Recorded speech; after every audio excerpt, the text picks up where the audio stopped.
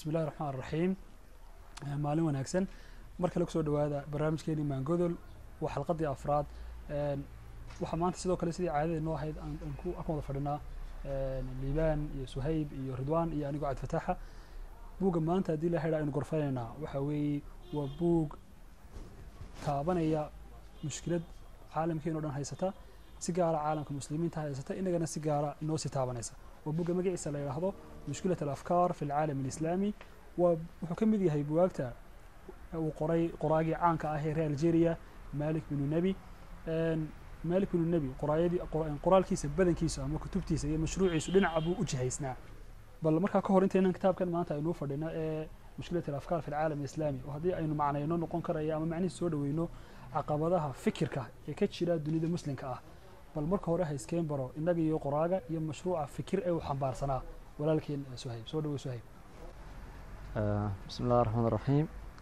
أول ما صنت عفتاح سيدا الشكتبة مالك بن النبي بوجنا نفردنا ما توحى قراء وين مالك بن النبي وحوها قراء مفكر غير أنشرية مفكرين تي أعلام تاي وينا قرني رباطنا دون مسلم كاسومر أها. مالك بن النبي وحول شيء كم صغار بقول شنتي وحنا جريو ذي كم صغار بقول صدح تبعتنكي بيشان إن كويتشرنا أكتوبر. وحول مالك بن النبي كتب بدن وبدنا سكولنا وشي هيسن ولا موضوع إنه علاجنا يهال موضوع أو موضوع عن حضارة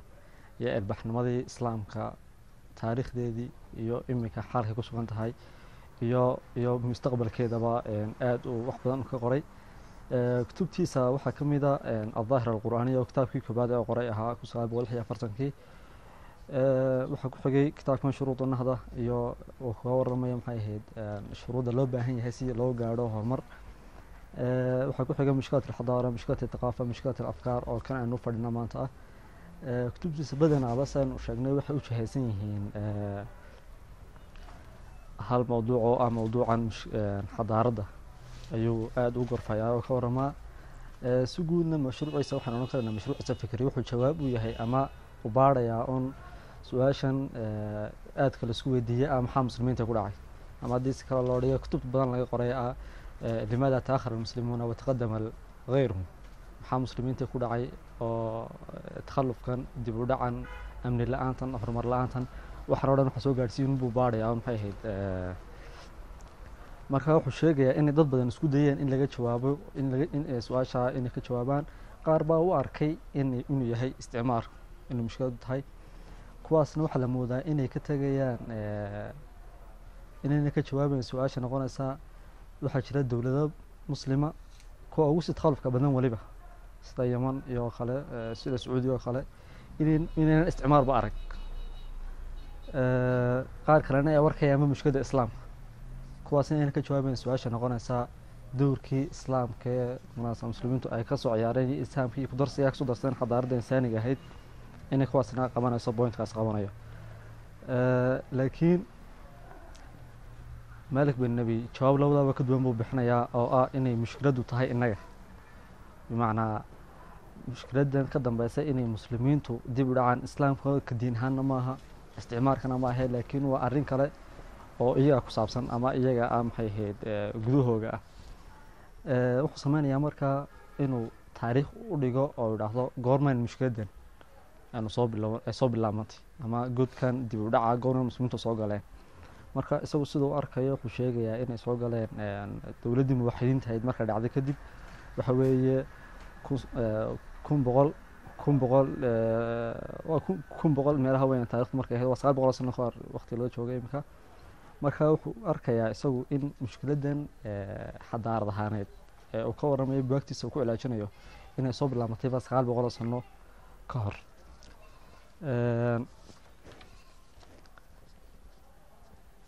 Malik bin Nabi wuxuu ku sheegayaa xanuuno inay ku dhaceen maxay ahayd daata ama qofnimada maxay ahayd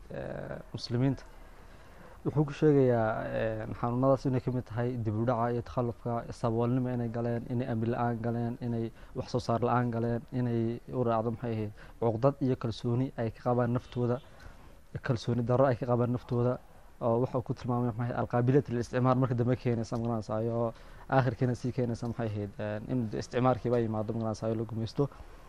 marka wuxuu leeyahay xanuunada marka ka waramayo ku dhacay muslimiinta keenay arrimaha keenay wuxuu ku sheegayaa inay ka mid tahay arrinkan fududaysigu ama wuxuu ku tilmaamaya asuhuula inay wax kasta si yaro dhib yar u arkayaan tusaale ahaan oo kale inuu wadaadku u arkayo maxay ahayd ama rajuldiinka u arkayo muslimka ahi in khudbada jimco la galo oo khudbada waxoogaa yar caadifaysan la galo in dadka hor salaada wada tukaan salaada subax oo kale dadka wada yimaadaan inay mushkiladii xadaariga ahayd in taag soo koomayso ayuu arkayaa xagu ka arkayo qofka kale maxay ahayd isagu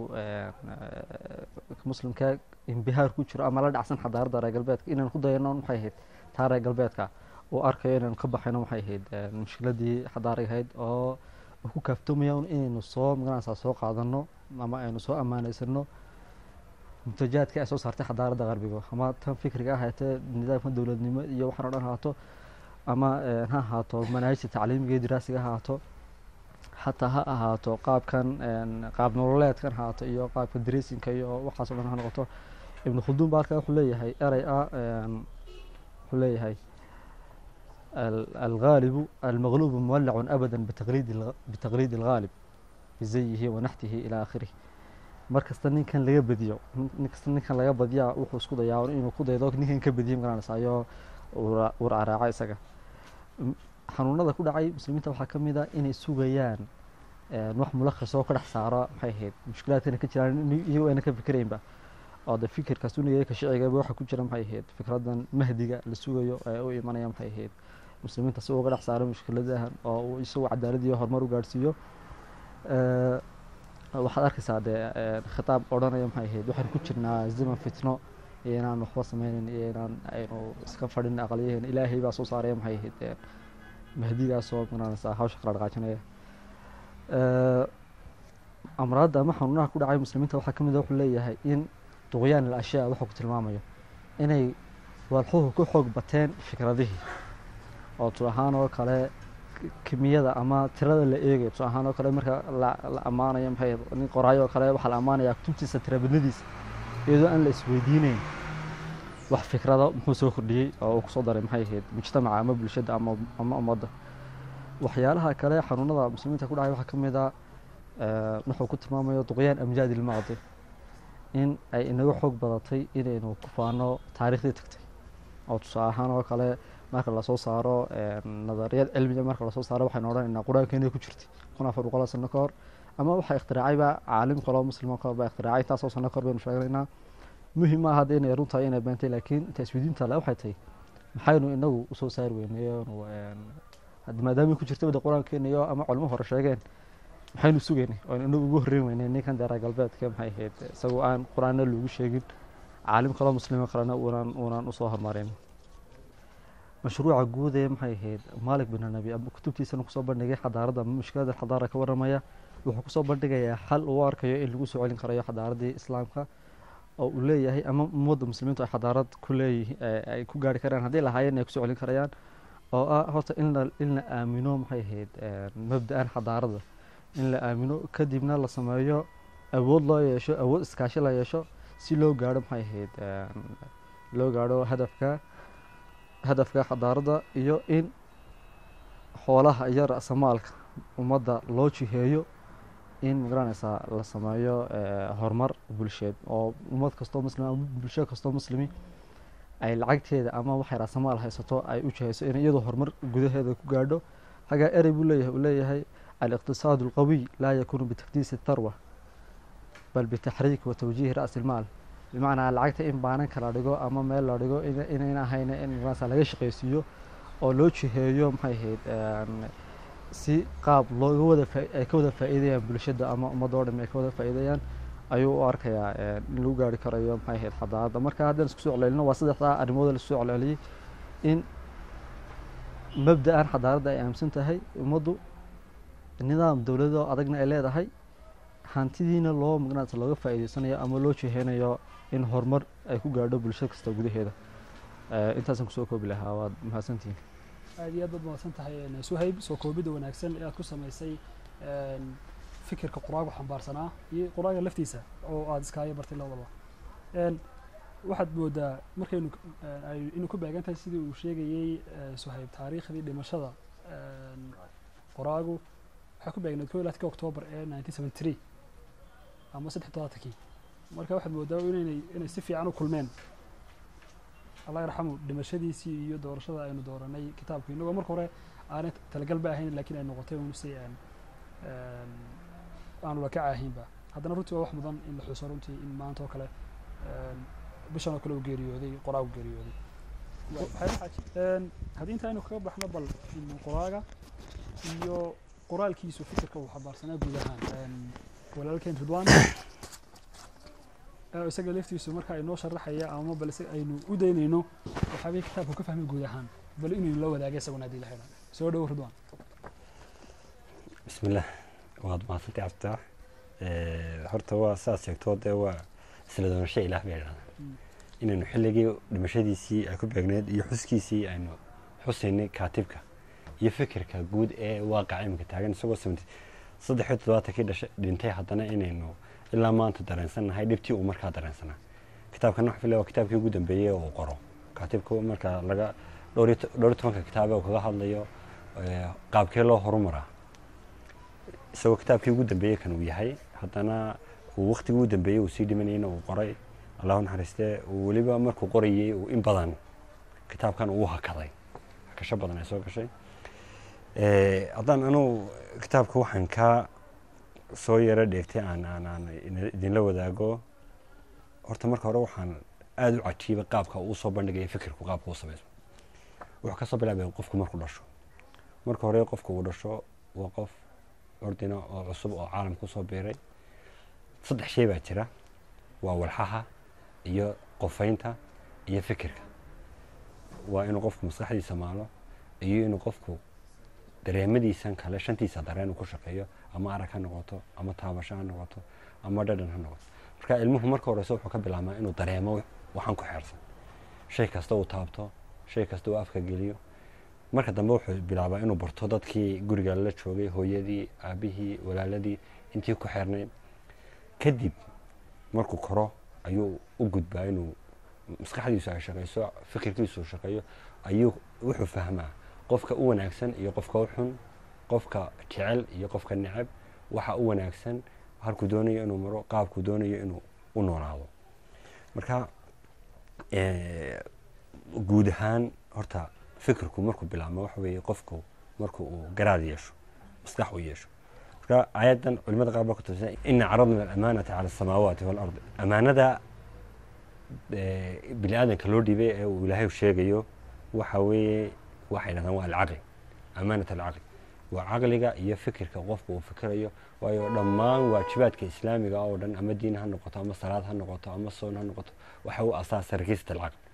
in qofku qof caaqila yahay wax kala garanaya wax fahansan uu yahay marka haddaba sidee fikri bulsho soo galaa bulshadu waxay martaa saddexda oo qofku maro bulshadu waxay ku kooban tahay waa dad tiro dad oo isku timid fikirku bulsho wuxuu soo galaa bulshada marka u horeysa waxay ka fikirtaa waa sidee loo kala xoolo badan yahay sidee loo kala xoog weyn yahay sidee loo kala waa walxihii baa lagu shaqeynaya haddana marka dambe waxaa loo gudbaa qofkii iyo bulshadii qof waliba inuu inta tiro ee xoog haysto inta qabiiladu inta dadka isku deegaankii inta awood ay leeyihiin inta awood ay ka xoog weyn dadkooga ay la jaarka ama ku xeersan marka saddexaadba wuxuu soo gudbaa bulshadu waxay soo gudubtaa inay ka fikirto maxaa idin dana maxaa maslaxad noqonaysa maxaa bulshadani mustaqbalka 10 sano soo socota 100 sano soo socota halkee gaari kartaa fikirka guud ee waxaan ku soo oranaa maadaama uu qofka qoraagu uu ku koobay buuga uu ka hadlayo sidee fikirka caalamka islaamka uu ku yahay aynu ka soo bilownay caalamka islaamka iyo qaabku waxaan ka soo bilaabnay casr al-jahili markaan yiraahdaan waa casrigii ka horeeyay islaamku intaanu kamin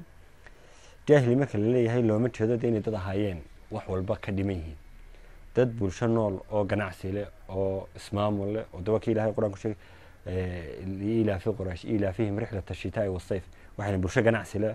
وجناح سوا جرانية حلي والبا حلي قابك وجناح سنيا وحنا برشة اسمام ولا ومكا يا سيدي حرمك sidii loo kala maamulayay qabiilo walba waxay gaar u ahayd ayay qabanaysay dadka xajka yimaada ama dadka dee beydkaa ilaahay yimaada qaabkii loola dhaqmeeyey oo iyadna meel u yaallay haddaba bulshada noocaa u nooleed markaanu leenahay haddana jaahil bay ku jirtay horta jaahilnimadu waxa weeyaan waa tacriif islaami oo waxaa la sheegayaa diin baan soo gaadhay haddaba bulshadaas waxaanu nihi waa bulsho biloway ahayd bulshadaa bilowgii laba midbay ayay ku koobneed oo ah awood dhaqaale awood hanti awood hubeed iyo awood bulsheed oo ah ciidan intaad haysato intaad rag haysato rag dagaalyahana intaad haysato labadaasay ixtiraami jireen xagga fikirkooda wuxuu ku koobnaa un gabay iyo gabaygaas oo inta badan isaguna ku qootamay ammaanta reerka aad ka dhalatay iyo quruxda dumarka in la sifeeyo iyo in la sifeeyo kalgacalka iyo jacayl intaasay koobneed markaa waxaa meesha ka maqnaa fikir islaamku haddaba markuu yimid wuxuu kusoo kordhiyey bulshadaasi inuu bulshada fikirku aslan wuxuu ka minacda waxa weeyaan qofku inuu maha waxaanuu ku taagan yahay iminka waa waxa soo socda iman doona inuu qofka maskaxdiisa u dhaqaajiyo maxaa la gaari doonaa halkee sidee la noqon doonaa maxaa dhibtayna haysata sidee lagaga bixi karaa markaasuu fikir ku dhashaa islaamka haddaba bulshadii nooca ahayd wuxuu u jiheeyey hadaf ukhrawi oo ah in ay bulshadani awooddeedan ay leedahay ay u noolaato maxay caalamka kusoo kordhin kartaa islaamku gebigiisu wuxuu ku taagan yahay harkeysa asaasi oo ah alxub alkhayr iyo inuu wixii wanaaga ummadda la jecel yahay wax kasta oo xumaanna uu bulshada ka qabanay kuntum khayra ummatin ukhrijat linnaas ta'muruuna bilmacruufi wa tanhawna cani lmunkar waxay tihin ummaddii ugu khayrka badneed ee loo soo saaray dadka waxaad faraysaan wanaagga waxaad ka nahayaysaan xumaanta yani waa rakeysada asaasiga islaamku taasuu ku taagan tiirka xoogga oo ah inaynu wax kasta oo wanaagsan ay bulshada u keento islaamka haddaba markii caynkaa la sameey wax la sameey qof walba wuxuu halkii uu ahayd ka xoogga weyn inuu ka xoogga yar uu cuno nin walba ninkuu ka maalka badan yahay uu ka kala adoonsado ayaa waxaa yimid qof walba inuu wanaaggii isaguna isku dabaqo ummadda inuu ku dabaqo wanaaggii ummadda la jeclaado markaa bulshadii kor bay u kacday مثلا آيات أهد وذا حضر القسمة أولي القربى واليتامى marka dhaxal la qaybsanayo dadka dhaxalka leh waa intan qofkii dhintay uu dhalay ama intii dhaxalka lahayd haddana iyadoo qaybsanaya quraanka waxa la yidhi cidda kale timaada ee qaraabada wax ka siiya yani waxa laga saaraya meesha in la weyneeyo maalku qiimaha uu leeyahay oo waxa la doonayaa isdhexgalka bulshada iyo isu soo dhawaanshaha qulubta bulshadu inay ka qiimo badan tahay xoolahan la qaybsanayo marka inaanu noqon shayga la qaybsanaya un shay annaga qodobka saddexaad uu soo kordhiyay waxa weeyaan arqabadaad in qof waliba isagu halku yahay isku maamulo oo uu ogaado maxaa ku khayr badan maxaa ku shar badan maxaad ilaahay ajar kaga dalbaysaa maxaad xumaan kaga fogaanaysaa maxaa ummadan agtaada anfacaya maxaa adiga ku anfacaya marka qof waliba ficil kasta wuxuu sameeyaa hadaf baa jira iyo meel la gaarayo yoolba ay islaamka ayuu bulshadu sameeyay marka bulshadu muddo kooban oo waqti kooban ah ayay ku gaadhay bulsho de la inooran karno bulsho aan horumarsaneyn bay ahayd markii dambe bulsho ilbaxa oo ka badisay dawladihii ilbaxa ee markaa ka jiray ahayd romanski iyo bershiyankii oo iyagu de markaa isbedayeen awood iyo ilbaxnimo ay ka sareeyaan dadkan carabta waa kii markii uu saxaabigu u tagay waa kii lahaa waxaanu idinku nimid aanu dagaalkan idinku soo qaadnay maaha inaanu idin qabsanay waa inaanu idinka saarnaa addoonnimada aad is addoonsanaysaan aad si aad ugu wada noqotaan addoon ilaah rabbil caalamiinka marka qiimaha islaamku uu kusoo kordhiyay caalam islaami maaha daara dhaadheer laakiin waxa weeyaan qofku inuu qofnimadiisu ay kor u kacdo qofku fikirkiisu inuu kor u kaco xorriyadda fikirkiisu inuu meel sare uu higsado isaga oo qof waliba isagoo isku maamulaya maxaa kuu khayr badan maxaa bulshadaada u khayr badan maxaa ummadaada u khayr badan maxaa ilaahay ka abaalinaya haddaba mujtamacaasaa dhismay waa markii nabigu noolaa calayhi salaatu wasalaam iyo khulafaa raashidiintii ridwaanullaahi calayhim haddaba waxaa timid dowlad umawiya iyo dowladihii ka dambeeyey ee boqortooyada ku dhisnaa mujtamac islaamigu markaa wuxuu si uu qofku horumar u bilaabo isaga oo aan horumarin wuxuu u baahan yahay in dhiirigelin xagga ruuxda ah iyo inuu qof uu noqdo qof jiha dheer loo tilmaamay si awood leh uu ugu dhaqaaqo halkaa uu doonayo muddada kooban ee 60 sano ayay muslimiintu heer sare ku soo gaareen may dhisan fooqaq dhaadheer laakiin waxay dhiseen bulsho lagu leeq maskax horumarsan bulsho leh fikir jihaadku iyo in dagaal la galaa islaamka markaa wuxuu u ahaa isaal dacwa waa kii rasuulku markuu khaybar u dirayay cali bin abi taalib wuxuu ku lahaa la an yahdika allahu bika rajulan waaxidan khayrun laka min alxumari nicam in ilaahay qof kugu soo hadeeyo oo gacantaada uu ku soo badbaadiyo oo islaamka iyo xaqa aad sheegayso uu tuso waxay ka qiimo badan tahay in aad geela kiisa ugu fiican inaad soo hesho oo markaa dee maalkii ugu qiimaha badnaa ahaa markaa maxay noqotay wax kasta oo islaamka markaa u shaqaynaya waxay ahayd mujtamacaa dhismay mujtamaca u shaqaynaya xagga wanaagga haddaba markii ay dowladihii iska dambeeyey ay qabsadeen ee islaamka ama dowlad umuwiya ama dowlad cabaasiya ama dowlad cuthmaaniya ama dowladihii u dhexeeyey waxa meeshii soo galay in ay dowladahaasi ay xidheen fikirkii iyo rakiisadii asaasigeed ee islaamka ee alxuriya inuu qofku u fikiro maxaa ku khayr badan maxaa ummadaada u khayr badan uu qofku u shaqeeyo maxay maamulka meesha joogaa muxuu ogol yahay muxuu diidan yahay haddaad fatwo diiniya doonayso inaad sheegto waxaad ku xisaabtamaysaa suldaanku ma raalli buu ka yahay mise kamaa deetana maxaa islaamka u galay waxa weeyaan marxaladii inay horumarkii la taabanayay ee fikirka inuu istaagay horumarkii waxaa bilaabmay dhaqaalaha horumarkii ciidanka horumarkii dhismaha horumarkii ashyaada ama dhaqaale ha noqoto ama taqaniye ha noqoto ama tacliin ha noqoto laakiin waxaa ka baxay ususkii ahaa in tacliinta la isweydiiyo su-aalihii ahayd muhiimka uu ku taanay islaamka oo ah rakiisadii fikriga ahayd inay istaagtay hal mid baa haddaba caalam islaamigu maxay mushkiladaasi usoo bixi weyday bilowga hore ee islaamka xukuumadahaasi hal mid bay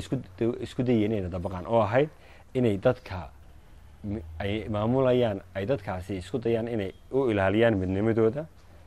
iyo talabaad oo ah inay isku dayaan inay fariidat aljihaad ay dabaqaan iyagoo jihaadkii qaabkii aan ahayn in dadka dacwadda la gaarsiiya aanay u dhigin ay u dhigaan intee addooma la soo helaya intee la qabsanaya intee dhul la fidsan karaya oo qaab maamul oo shay ay ka eegeen xaggii fikriga ahayd markaa marba markaysi dambe soo sii baxay haddaba xadaaraddu marka hore waxay u baahan tahay ruux iyo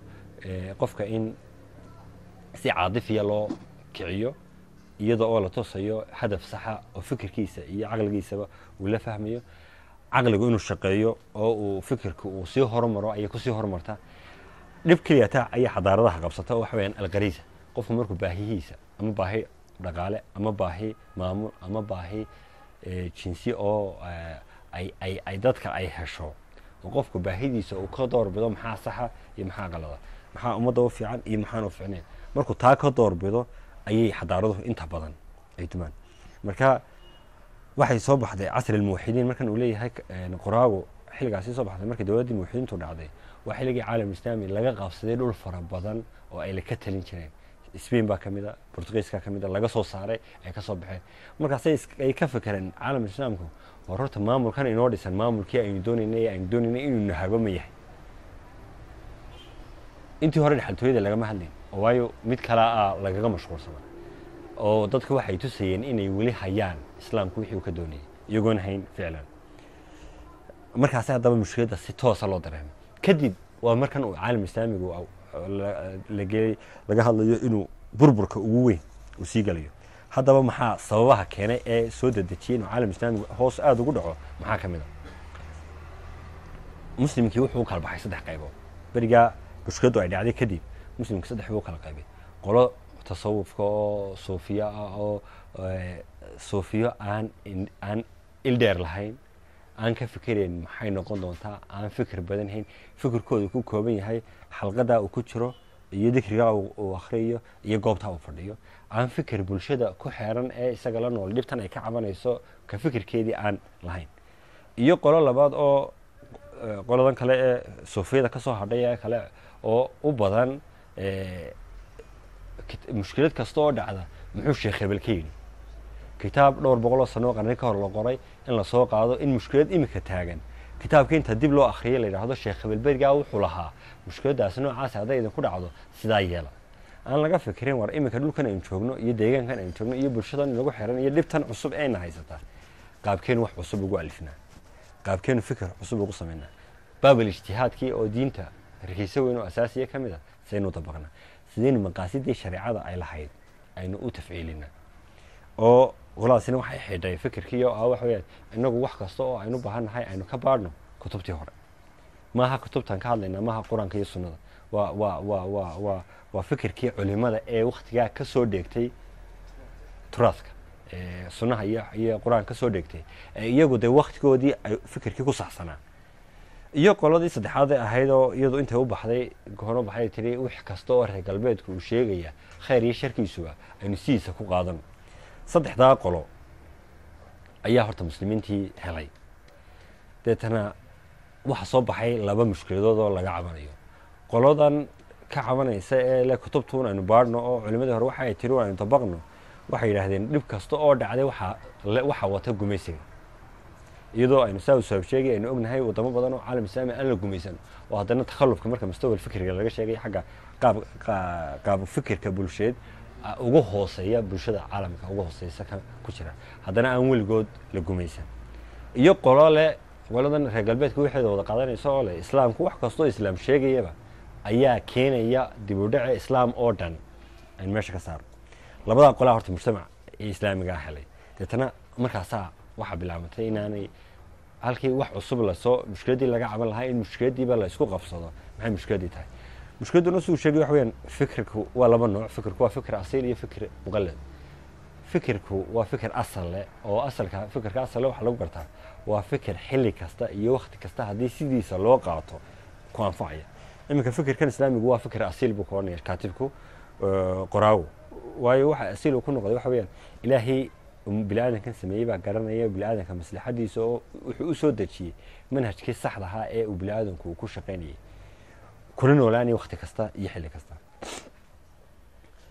haddaba maxaa islaamkii isagoo fikir wanaagsan oo asiila haysta maxaa islaamka helay? waxaa ka maqan faaciladii howlgelintii fikirka fiican ee islaamku uu muddada 60 sano ah ku gaadhay, isaga oo dad carab ah oo meel cidlaa ku nool oo aan codkoodu gaadhin tulada ugu dhow ay mar quraata labadii dowladood ee caalamka islaamiga ugu waaweyn ay ku qabsadeen. dowladii caalamka ka jiray waqtigaas Beershi iyo Romanska ay ku qabsadeen waa muddo 60 sano. heerka inta la 60 sano awooday ku gaareen fikirkii dhaliyay isagoo oo imika yaala oo quraanka iyo sunnada inoo yaalaan, haddana maxaa dib u dhacayna gaarsiiyay? wuxuu leeyahay kaatibku mid quraata in gaarsiiso oo ah in fikirkii sidii uu asal u ahaa in loo qaato dib looga soo degay oo dadkii ay ku dhaqankiisii ay ka doorbideen inay fikir ku shaqeeyaan maaha inay ku shaqeeyaan ashyaa oo walxo ay ku shaqeeyaan dhaqaale. maxaa yaa dhaqaalaha haysta, yaa awood leh, yaa ciidan leh, yaa maamul adag leh, yaa hebel qofkii aanu noqon muxuu fikir xambaarsan yahay iyo maxaa fikirkiisa ka saxee uu noqdo qabiiladu ka dhashay iyo muxuu hanti haystaa lagu qiimeeyo labadaasi. markaasay ayaa mujtamacu dib u soo dhacay. haddaba ta innagana haysato midoo kale qabyaaladoo kale marka loo soo noqdo wuxuu leeyahay qabyaaladu waa laba oo mujtamac aan fikir ku dhisnayn. waxay ku dhisan yihiin sharaf, waxaas sharafteena maaha iyo waxaas waa sharafteena. yani waa wax ku xidhan magaca qabiilkaas jira wuxuu isagu calaamad astaan u leeyahay iyo qofku inuu qabiilkaasi wax kasta oo waajib kaga ah uu guto oo midalan oo kale inuu qaaraankii bixiyo in dagaalkii qabiilka uu ka qayb galo. qofkii qof ahaantiisu markaasay jirtaa, laakiin qofka fikir ahaan uma jiro qofkii. haddaba meeshii maxaa dhalanaya? dowladaha ka dhasha haddaba mujtamaca jaahiliga ee fikirka ku dhisan waxay ka odhanayaan dowlad iyo shicibba. markay hadlayaan madaxdooda waxay ka odhanayaan dowlad iyo shacabba. markaa shacabkan waxa la dowladdu markay dhalatay ayay shacab yeelatay. halkay ku saxsanayd markay dadku mujtamac ku dhisan fikir aan qabiil ku dhisnayn fikir ku dhisan uu yahay halka laga odhanayo shacab iyo dowladba. way shacabkan ayaa dowladdan leh. dowladdan waxa dhaliyay shacab fikiray oo isku yimid oo tashaday ayaa dowlad dhashaday ay dowlad sameeyay. halkan ay marka kala ka tahay dowlad rag maamul sameystay ayaa shacab u maamulo leh ay tahay. marka inaga waxaan muddaa inaynu weli marayno dowlad iyo shicibba aynaan weli gaadhin shacab iyo dowladba.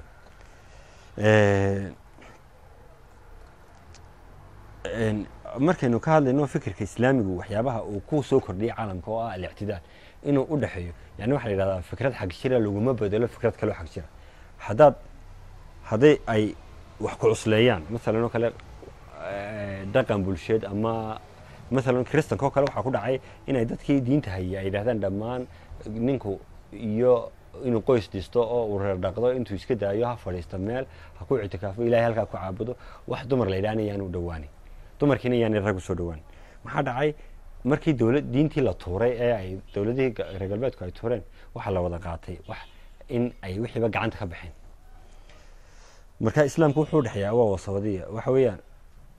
nabigu kii yidhi weligay guursan maayo wuxuu ku yidhi anigu waan guursadaa waana dhalaa waana caabudaa ilaahay waan caabudaa salaadaha iyo dee waajibaadkii diiniga laga baahnay inuu guta waxa weeyaan qofku isaga oo aan waxna diidin waxna tuurin inuu mid u dhaxayso oo ah wixii bulshada anficeeda uu ka sheekeynayo u qaato haddaba islaamku markuu doonayay inuu bulshadan ka soo saaro godkii ay ku jirtay ahayd inay qabyaalad ku dhaqmayeen inay ka yar ka xoog weyn u dulmayeen inay yani wax kasta oo bulshada dhibaya مثلا kale qaabudejintii sharciyad ee islaamku wuxuu ahaa inuu مثلا kale tadaruj inuu bilaabay ka bilaabay مثلا khamriga kale in aayadku ilaahay ka bilaabay inuu khamriga la dareensiyo bulshada inuu khamrigu wax yahay يسألونك عن الخمر والميسر قل فيهما إثم كبير ومنافع للناس يعني waxa ku jira khamriga waxa ku weydiinayaan khamriga waxa ku jirta dib weyn ayuu quraanku yani wuxuu dareensiinaya inay mushkilad yani khamrigu uu mushkilad ku yahay mujtamaca islaamiga ee markaa noolaa iyadoo oo dee mujtamac weli intaas soo kun oo qarni soo caabiyay aan mar quraata hadii laga joojiyo ay mushkilad dhicleen haddana wuxuu isku dayay inuu quraanku xadeeyo meelaha khamriga loo cabay qaab yani xilliga la cabayay xilliga kale لا تقربوا الصلاة وأنتم سكارى حتى تعلموا ما تقولون يعني صلاة هودة وأن وقتها صلاة عبي الملك اللي يقولي هاي دي لا هورتها كانت هي وقتها خلانا من باب أولى إن تكتكتو تتنمر كي لبضع يسوق لنا وحلوق البيئة عادي أدم بيساء هاي إنه قرآنكو ولي يعني خمر وحراني عبينا هذا مريكان كان يصير هذا قاب كسوق لقات كون سقال بقول استيتون كي واحد يسكت دينين مخاطراتك حشدة وحاصلا أي وخمر كوتشر لفتيس أي جوتشيان كوعب بالميديا إن دعاية فربنا كفديان كون سقال بقولي سقال توم كنا إني برلمان كورديجان برلمان كونغرس كو ممنوع كون سقال بقولي صدق صدق كي مركي أركان إنه وحي قعنت كبحي إني ديب هدنا أسوع عليانا كسران قانون كي كحرمين خلق وضبط هالك ترتوح حوين بالشوال أو بالشدة كلا كدواني إن أنا بالشدة كلا لغة قياس قاعد كنا بالشدة عند أنو لا تشوكتها إني أفكرته وحي لغو حليني مشكلة أنا وحفلة أنتاس وندري أنتاس سانكسو كبيا وما تنتي aad iyo aad ma adsantahay injineer Ridwan runtii waxa weeye si wanaagsan oo balaadhan baad u dhex gashay buugga iyo fikradaha waxaan baarsanaa iyo faahfaahin aad u dheeraadaba haddeen yolo dul istaagno qodobka su'aalaha ugu dambeeyay uu soo qaadanayo qoraagu iyo sidii khamriga loo xaarantimiyay meesha laga bilaabo waxay in mushkiladda la istareensiiyo ya marka su'aalaha ninka bulshadeena dhexdeeda in marxaladda fikir la soo gaarsiiyo waxay xallin kartaa mushkilada aad u fara badan xallin kartaa su'aalahan haddii waxaan ka cabaanay mushkilada ay ka mid tahay مثلا qashinku haddii aan la oranin ama qofka aan loo sheegin dhibaatooyinka iyo waxyaabaha qashinku keenayo cudurrada ka dhalan kara iyo waxaasi marna ma anfacayso in la yiraahdo qashinka ha tuurin ama qashinka halka ha dhigin ama qashinka ha gubin qodobkaas ma anfacayo yani si kale haddaynu u dhigno go'aanka ugu dambeeya ee amar joojinta dadka ma anfacayo ilaa la soo gaarsiiyo level ama meel ay ku fahmi karaan dhibta taagan taana waxa sameyn kara waa in kor loo qaado wacyigii iyo fikirkii bulshada ummadda loo kor qaado أنا كسر سؤال جود هان كتاب كنا بل سوينا الليبان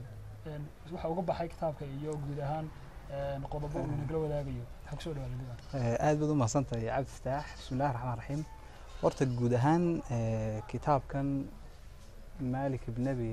waxyaalaha aan oran karo qodobadii ugu muhiimsanaayay markaan akhriyay aan dul istaagi karo waxa kamid ah horta intaan dul istaagin Malik ibn Nabi waa sidii horeba asxaabta horeba ay u sheegeen wuxuu ahaa qorayaasha islaamka ee badanaa ka fikiri jiray amba waqtigooda ku bixiyayba amba mashruucooga fikir uu ahaa sidii uga jawaabi lahaa su'aasha ah maxaa dib u dhaca ummadda islaamka u keenay maxaynu horumari weynay maxaa dadka qeyrkeena inaga reebay inagoo weliba haysana diintii islaamka iyo quraankii dadka amriyay inay quraanka wax akhriyaan oo ay ugu horeysay kitaabka quraanka ku soo degtay waa iqra waxay ka turjumaysaa aqoon wax akhris iyo cilmi ummadii caynka ahayd maxaa qarniye kadib intii saxaabada iyo taabiciintii intii dawladihii al-khilaafa ar-raashida ay ka dambeysay maxaa keenay inay noqdaan ummad dib u dhacsan maxaa keenay inay ummad ka dhacday salaankii horumarka su'aalahaas uu ka jawaabaya si guudna wuxuu ihtimaamkiisa u ahaa ilbaxnimada marka Malik ibn Nabi markuu ilbaxnimada ka hadlayo wuxuu leeyahay qeexid buulayo wuxuu ku qeexayaa ilbaxnimada waa wax kasta oo la taaban karo amba fikir oo bulsho ka dhex jira oo bulshada dadka ku dhex nool u saamaxaya amba u abuuraya amba u diyaar gareynaya inay horumaraan amba waxyaalaha ay ku horumari lahaayeen ay bulshadaasi ay ka dhexli karaan maalik ibn nabi markuu ka hadlay ilbaxnimada islaamka wuxuu ka soo bilaabayaa taariikhda halkana waxaad moodaa inuu adeegsaday methodologigii filosoofkii islaamka ahaa ibn khulduun oo ah in taariikhda dib loo raaco taariikhda dib loo diraaseeyo ummadihii ugu horreeyay waliba ummadii nabiga amba nabiga iyo asxaabtiisii sidii u noolaayeen inta dib loo diraaseeyo xayaatadooda la eego dabeetana laga soo dhex dheegto waxyaabaha inaga qaloocsamay iyo halkii sartu ka quruntay xadaaradda maalik ibn nabi amba ilbaxnimada islaamka wuxuu ka soo bilaabaya qaar xuraa markuu nebigu deganaa amba markay risaaladu ay nebiga ku soo daadegtay wuxuu odhanayaa ilaa intay khaliifadii u dambeeyey uu geeriyoonayay ilaa casrigii matalan cali ibn abi talib radiallahu canhu waa bilowgii xadaarada islaamka wixii intaa ka dambeeyey ilaa lasoo gaarayo qarnigii sideed boqol oo ahaa dowladdii muwaxidiinta wuxuu odhanayaa halkuu ka bilaabmay halkii sartu ka quruntay waa halka dib u dhacu ka bilaabmay dib u dhacaasoo ah dhul badan oo ummadda islaamka ama laga qabsaday dowladdii islaamka oo faafiso dhulkayga soo koobnaaday qarnigaa sideedaad ayuu fogaska saaraya waana qarniga odhanaya waa halka ay dib u dhaco ka bilaabmay amba halka islaanka aynu sii fuulanay aynu dib uga soo daadegnay labadaa marxalo waxaa u dhexeeya buu odhanayaa kaaritadii safiin amba berigii saxaabadu istileen oo dagaalkii saxaabada dhex maray ee ay isku qabteen xukunka taasina waa qallooc weyn oo galay wadadii uu inoo jeexay nebigu iyo wadadii ay noo jeexday sunnadii nebiga calayhi salaatu wasalaam iyo khulafadii raashidiinta ahaa waa dagaalkaas waa halkii ugu weyneyd ay ka qalloocsantay wuxuu odhanayaa maalik ibn nabi in bulsho la bedelaa waa marka hore waxaa loo baahanya in bulshada fikirkeega la bedelo oo bulshada haddaad doonaysa maanta inaad bedesho oo sida san aad u bedesho waa inaad marka hore aanad waxyaalaha kale ku mashquulina aad fikirka aad ku bilowda oo waana halkuu nebigu ka bilaabay weye nebiga calayhi salatu wasalaam marka la soo saaray waxaa loo soo saaray ummad carbeed waxaa loo soo saaray ummad reemiya waxaa loo soo saaray ummad aan ilbaxnimo lahayn inkastoo ay gabaya ahaayeen inkastoo ay alaabahay isticmaali jireen ay alaabo aada u simbala ahaayeen laakiin marka nebiga lasoo saaray wuxuu ka bilaabay inuu fikirka la tacaalo marka ummad haddii la doonayo inaynu bedelno ummaddeennan haddaynu doonayno inaynu bedelo ummad kale oo meel kale degan haddii la doonayo in la bedelo waa in laga bilaabaa fikirka leanno ummad aan fikirka ka bedelmanin isbedelka kaste ay samaysaa isbedel caadiya ma noqonayo waxaad arkaysaa wadamo badan oo islaam oo ku mashquulay badanaa inay lacag badan ay dhaqaalaha geliyaan inay magaalooyin ay sameeyaan laakiin haddana heer fikirkoogu yahay heer aada u hooseeya marka ilbaxnimadooda weli waxbaa ka dhiman marka ilbaxnimada marka la doonaya waa in xagga sare ma laga soo bilaabaa maalik ibn nabi markuu ka sheekeynayo guud ahaan fikirka saddex caalim buu odhanayaa saddex adduun amba saddex global amba saddex universe ayuu sheegayaa midi waa mid fikirka ku foogan weeye midna waa mid walxaha midna waa mid ku foogan magacyada amba qofaynta amba qofafka markaasuu odhanaya dhibaatada ugu weyn ee mujtamaca islaamiga heshay waxaa weeye iyagoo fikirkii ka soo tegey oo ku dul gaafureegaya ashyaa amba ashkhaas berigii nebiga calayhi salaatu wasalaam saxaabadii ay noolaayeen amba saxaabadii nebiga soo la noolayd amba soo gaadhay waxyaalaha ugu badan ee qallooca ka ilaaliya waxaa ka mid ah weli fikraddii baa awood badnayd weli fikraddii baa noolayd weli fikraddii qallooc badan ayaan gelin taa waxaa kuu daliila gabadhii sinaysatay ee intay nebiga u timid oo odhanaysa nebi allow waan sinaystay ee xukunkayga muxuu yahay bal ka waran qof isagu u diyaara inuu noloshiisa u bixiyo si uu iskaga bedi lahaa dembiga uu galay taasi waxay ka turjumaysaa in ruuxdiisu ay adag tahay taasi waxay ka turjumaysaa in fikirkii lagu beeray oo ahaa fikir adag maanta hadduu qofi maanta dembi sameeyo ciidana maxkamad ma tegayso oo ma odhansaniyo dembigaasan sameeyey nebiga calayhi salaatu wasalaam gabadhii waa celiyey mar labaad bay kusoo noqonaysaa wuxuu odhanaya horta baldhal mar labaad bay kusoo noqonaysaa wuxuu odhanaya bal horta wiilka yar nuuji dabeetna markii dambe xadka lagu fulinaya qiso kaloo waxaa ka dhacday xilligii cumar nin baa nin dilay dabeeto xadka ayaa la doonayay in ma lagu oogo dabeetna markaasuu niyow intaan xadka laygu oogin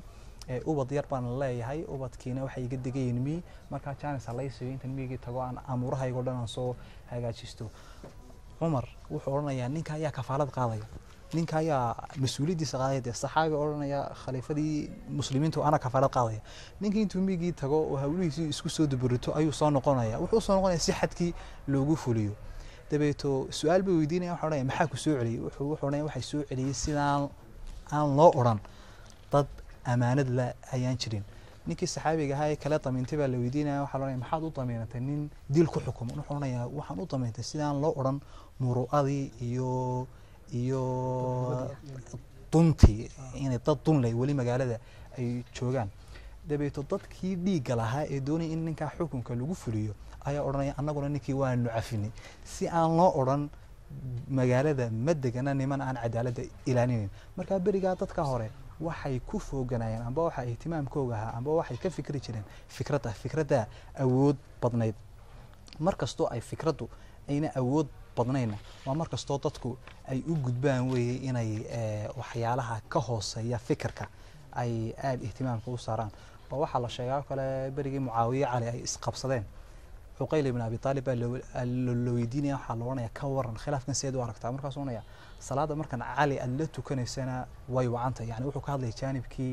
ruuxigaha markaad mucaawiye agtiisa aad joogtana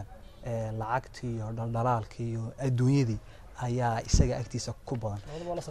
labada waa la saaxiib dabeeta taasi waxay ku tusaysaa inay halka qalloocu ka imid yahay in lasbarbar dhigo nimankii fikirka aaminsanaa ee fikirka wax kasta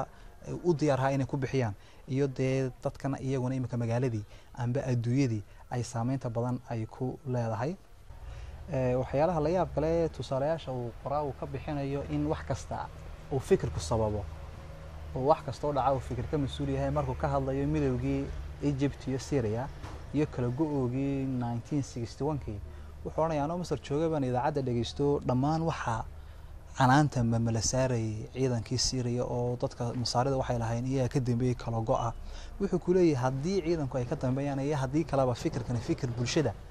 ka dhex jira buu ahaa amba ninkaa ka dambeeyay baa ka dambeyn lahaa amba nin kale baa ka dambeyn lahaa already kol hadduu fikirkii bulshada ka jiro kol hadduu dareenkii bulshada ka jiro kol hadday sinaan la-aantii bulshada ka dhex jirto hawshaa la fuliyey ninkan baa fulin lahaa biqadar nadar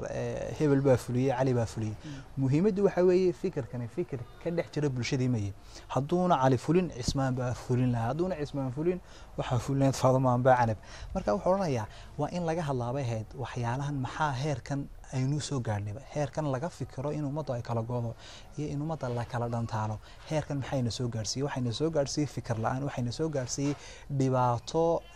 inagu aynu samaynay oo aynaan inagu sees adag u dhigin midnimadii iyo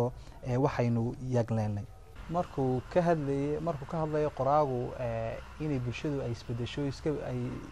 ay iska bedeshay bulsho xudunteedu yahay fikirka isku bedeshay bulsho xudunteedu yahay alaabaha iyo amba ashyaada wuxuu soo qaaday tusaale ah wuxuu odhanayaa beri baa bas baan kasoo daadegay buuri yar baa jiray aada ii salaami jiray oo aada ii ixtiraami jiray dabeetna markuu arkay inaan kasoo degayo bas publica ninkii dib salaan igama qaadin buuri amba salaantii uu salaami jiray waxay noqday salaan aan diranayn just waxaan ka wadaa buu ku leeyahay in dadku ay qiimeeyaan yacni sidaad u eg tahay iyo waxaad xidhan tahay iyo gaadhigaaga markaasay ay dadkii odhanayaan hebel waa qof weyn iyagoon ka fikirayn hebel aqoontiisa iyo cilmigiisa iyo heerka thaqaafadiisu ay leegtahay laakiin waxaa la eegayaa in waxaa la qiimeynaya hugaagu siduu yahay hugaagu hadduu fiican yahay ood zero tahay nin la ixtiraamaya tahay yarkii wuxuu ihi dib dambe salaan igama qaadi jiray anoo nin faqriya aan ahay dabeeto haddana tusaale kaluu soo qaadanaya wuxuu odhanayaa waxaan tegay buu odhanayaa dakhtar ilkooda Algeria ku yaala dakhtarka ilkeeda Algeria ku yaala qalabka waaweyn ee dakhtarka yaala waa qalab fara badan laakiin haddana qalabka markaad eegto doctorka ilkuhu u baahan yahay waan ka waayay buu qalabka yaryaraa ee daktar kasta uu essentialka ahaatee dabeeto wuxuu ka hadlay inagu inaynu qiimeyno alaabta oo bulshadiiba ay iswada bedeshay waxyaaluhu soo aroorinaya waxaa ka mid ah in gumaystuhu uu mar kasta ku fikiro siduu bulshadan islaamka uga saari lahaa inay noqoto bulshadee fikirka ku foogan uu uga dhigi lahaa bulsho alaabta iyo shakhsiyaadka qiimaysa mar kastoo bulshadu ay noqoto bulsho alaab qiimaysa mar kastoo bulshadu ay noqoto bulsho shakhsiyaad iyo dad gaara qiimeeya mar kastoo bulshada aqoonteeda iyo kartideeda iyo heerkeega fikir uu noqdo mid aada u hooseeya waana markay bulshadu ay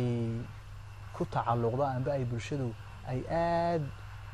ay usii jiitaan inay nin keliya ay jeclaadaan matalan kale sheekh suufiya ayay iska jeclaanaysaa iyo sheekhaa suufigana wax kasta oo dhib kastoo ma kugu dhaca waxaad unsaa sheekh hebelow amba xaaji hebelow yacni xayaatadaadii oo dhanba waxaad ku koobtay qofkaasoo keliya ayuu odhanaya amba nin siyaasiyiin iska jeclaanaynaa oo halku tagaba waynu ka daba tegaynaa inagoo aan fikir aaminsanayn laakiin haddaynu fikir aynu noqono dad fikir inay ku foogan amba fikirka ilaaliya fikirkaasun baynu aynu joogi lahayn laakiin siyaasigu meel kastoo uu tago dan kamaynaan galnayn waayo fikirku ma dhaqdhaqaaqa dee waa meel keliyun buu taagan yahay xadiiskii nebiga ahaayee ahaa insur akhaaka dhaaliman aw madluuma waxay ina tusinaysaa amba waxyaalaha aynu ka faa'iidaysan karana buu ina leeyahay nebiga calayhi salatu wasalaam markuu xal u raadinayay mushkiladan qabyaaladda muu odhan qabyaaladda ha laga wada tago muu dayn bulshadii uu ku dhex noolaa qabyaaladda umuu dayn laakiin muxuu keenay xal ah walaalkaa hadduu dulmi uu leeyahayna dulmiga ka qabo hadduu dulmi geystana gacanta ka qabo yani haddii la dulmiyeyna dee u heli haddii wax dulmiyeyna dadka kale uga heli oo waayo adiga waxa ku khuseeya uun fikirka cadaaladda fikirka sinaanta fikirka isdulmid la-aanta aduu hadafkaaga waxa weeye inay cadaaladdu ay ahaato mid sarreysa sinaantu inay ahaato mid sarreysa inuuna bulshada dulmi ka dhicin markaa waxaad noqonaysaa qof aan qabyaaladda wax badan oo saameyna ayna ku lahayn imaamkii alciz ibnu cabdisalaam culimadii waktigiisa noolayd wuxuu ka nahayi jiray amba wuxuu u diidi jiray inay ay taqliid amba ay dad kale ay matalaan kiyo ka duulaya inaan qof ma lagu xidhnaan amba sheekh hebel 300 oo qarni ka hor noola aan ma lagu xidhnaan ee lagu xidhnaado fikraddu nabigeena keenay diinta islaamka fikradda xambaarsan tahay waayo haddii meesha loo qofeeyo qof un baynu ku xidhnaanaa qof un baynu jeclaanaa qof un bay aynu ka daba dhacaynaa qofkaasina waxaa laga yaabaa inuu 800 sannadood ka hor noolaa waqti aan waqtigeena ahayn buu noolaa deegaan aan deegaankan ahayn buu noolaa inay duruufo fikir iyo dhaqaale iyo bulsho oo aan inaga duwan buu noolaa marka waa in ijtihaadka lagu xidho meel kaliya maaha waxyaalaha ugu muhiimsan ee kusoo aroornay kitaabka waxaa ka mid ah mar kasta oo ay fikraddu baaba'do waa mar kasta oo ummaddu ay sanam abuurato weeye waa mar kasta oo fikirku hoos u dhaco waa mar kasta oo ummaddu qof ay ka daba dhacdo waa mar kasta oo ummaddu hawadeeda ay raacdo waa mar kasta oo ummaddu qabiil hogaamiyo oday yaroo meel fadhiya isku hogaamiyo marka waana wax cagsiya mar hadday fikraddu kor u kacdana waa mar kaloo aynu ka xoroono weeye waxyaaluhu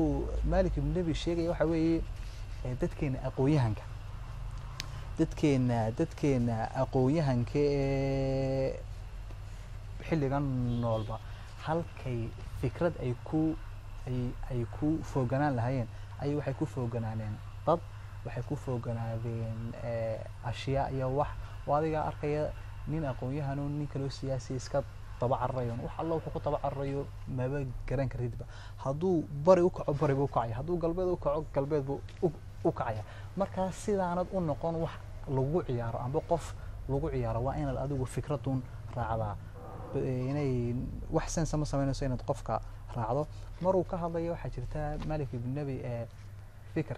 fikraddu inay tahay asiil iyo effectiveness-ka fikradda wuxuu odhanayaa fikir kasta inuu hirgalo kama dhigna inuu fikir sax yahay fikirna inuu hirgeli waayo kama dhigna inuu fikirkaasi qalad yahay maanta fikirka islaamku uu keenay amba fikirka diinta islaamku xambaarsan tahay marka dee normally aad eegto fikir hirgalay maaha amba waa fikir hirgelinimadiisii uu dib u dhacay kama dhigna inaad tiraa islaamku waa qalad amba dib u dhacayna islaam baa ka mas'uula way kala duwan tahay inay fikraddu sax ahaato way kala duwan tahay inay fikraddu xaq ahaato iyo inay fikraddu ay tahay fikrad asiilo oo saxa oo meel fiican ka timid fikirka reer galbeed ee iminka iskaba haysta adduunka haddaad aragto badanaa wax badan baan iyaama ka saxayn laakiin haddana effectiveness-kiisa markaynu eegno iyo faacilidiisa siduu bulshada uga shaqaynayo waynagan dee iminka iska caashaqsanba oo bulshada 90% iska caashaqaysaa inay sida Mareykanka ama sida Ingiriiska ama sida Faransiiska ay u noolaadaan ay u jecel yihiin marka in la kala saari waayo effectiveness-ka fikradi leedahay iyo inay fikraddu ay tahay asalkeedu sax oo wax asiila waa waxa keena badanaa mushkilada u badan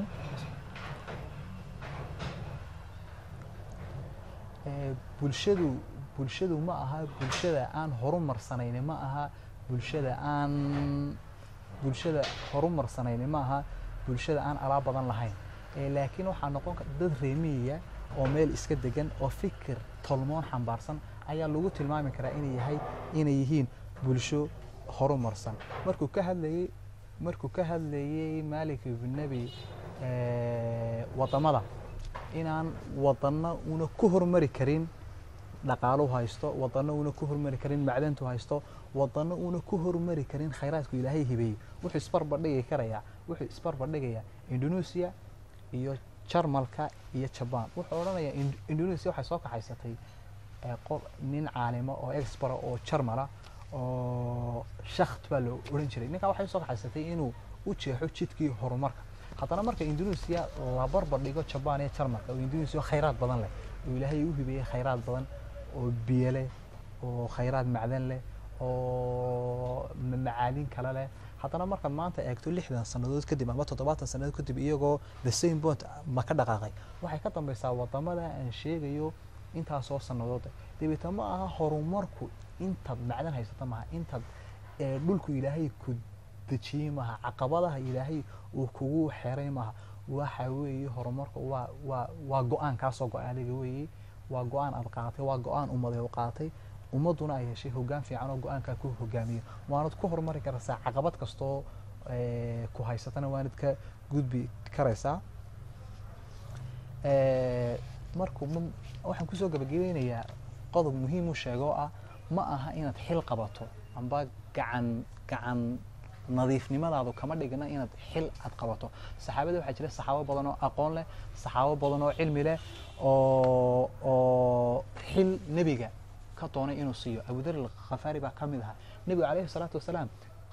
uu ka yeeli waayey inuu siiyo xilka, waayo inaad gacan nadiifa lahaato, inaad aqoon lahaato kama dhigna inaad xil qabato.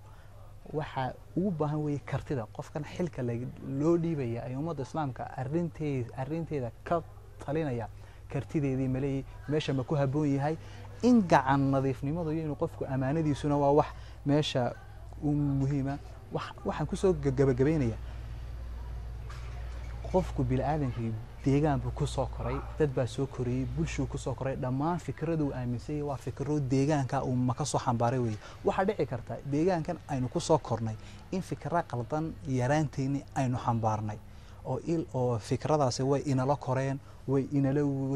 weynaadeen, laakiin maanta waa inaad go'aan u lahaataa inaad review aad ku samayn karto ood fikirkii yaraantaadii aabbaha amba hooyada amba tolka amba dadkii kugu xeerna amba magaalada aad degantahay wixii ma laga aaminsanaa, waa inaad awood u leedahay maanta inaad review aad ku samayn karto ood odhan karto waa niyo fikirkeena ma saxda, waa niyo ma qaladba, ma la jaan qaadaya aqoontaydu heerkay taagan tahay, ma la jaan qaadaya xaqiiqooyinkii factiska caalamka ka taagan. waa inaad awood u lahaataa inaad fikirkaaga aad u samayn karto hierarchy, inaad fikirkaaga aad hufi karto, inaad haadin karto, dabeetana wixii faa'iido leh aad soo reebi karto, wixii kale khuraafaad iyo khusacbalahato deegaankeena aad ka jirana aad iska tuuri karto. taasaa aad ku noqonaysaa qof isagu fikirka ixtiraama, qof aan deegaan ixtiraamin, qof aan qof ixtiraamin, laakiin adiga waxaa ku khuseeya qofuun. nebigu muxuu yidhi الحكمة ضالة المؤمن أن وجدها فهو أحق الناس بها. إنك وحين خصيون فكرتها. أنت أصلا كسر قبل لها وير ديري ما في لها. أنت أصلا كجبح لها. يرمى سنت هاي ليبان طبعا كل يرانشاه وحكينا يدي كتاب كان لا يجي ينكر إنه حبارسن فكرة هذا بلارن. أنت هنا جنات كسر قاعدين وحين يردوا الساقي قلب في جدا بيه هابل سيد مالك نقول يرقيمين يجي كبع فكرك وحولها بركوا ضدك وحلوين مركز قاركود والحه marka qaarkood waxay qiimeeyaan dadka marka dambe laakiin xaalada ay soo gaaraan loo baahan yahay waa in la qiimeeyo fikirka. gabadha baatada maanta in haysto xidmooda ilaa hadda inuu marna marxaladii qofaynta dadun laga hadlo hadda eegto mid xataa qaab dhismeedkeena xukuumiga ah ama dawladda ama wasaaradda kale salahan inta badan waxa la qiimeeyaa qofka la qiimeeyaa laakiin lama qiimeeyo waxa uu ka tagi karayo dhaxalka qofkuna ma dareensiiyo inta badan jooga inuu xil ka saaran yahay inuu hawsha isagu wado laakiin uu sameeyo system ka haraya waxa dhacay marka qaarkood inuu markuu qofku tago ay la dunta meesho waxaanu dhisin fikir iyo qaab dhismeed shaqeynaya aanu dhisin wana runtii waxaanu tabana dalkeena guud ahaan u tabayo institution ku taliyo qofku taliyo oo la xoojiyo waxa weey muassasaadkeena institutionku inay yeeshaan awood ay yeeshaan inta aanan ka bixin guud ahaan waxaan ku gabagabeynayaa in dhowr kitaab jiro oo mawduucan xadaaradda iyo afkaarta islaamiga taabanaya qofkii jecel dabcan waa dhinaca carabigan yani ka waran buugta carabi af carabi ka qoran wuxuu akhriyi karaa qofku uu turjumayna badankooda uu turjumay English version uu heli karaya wuxuu heli karayaa sidoo kale kitaabkan النباهة والاستحمار ama على شريعتي علي عزت بيشو فيش كتابkiisii loo oranayo waxa weeye الإسلام بين الشرق والغرب kuwan Malik ibn Nabi fara badan mushkilada thaqaafa mushkilada xadaara dhamaantood kuwa uu si heli karayaa halkaas ku soo gabagabeyna xalqadeena afraad inta maanku gaajaysan yahay Guuli waa weli. guuli waa weli Thanks. salaam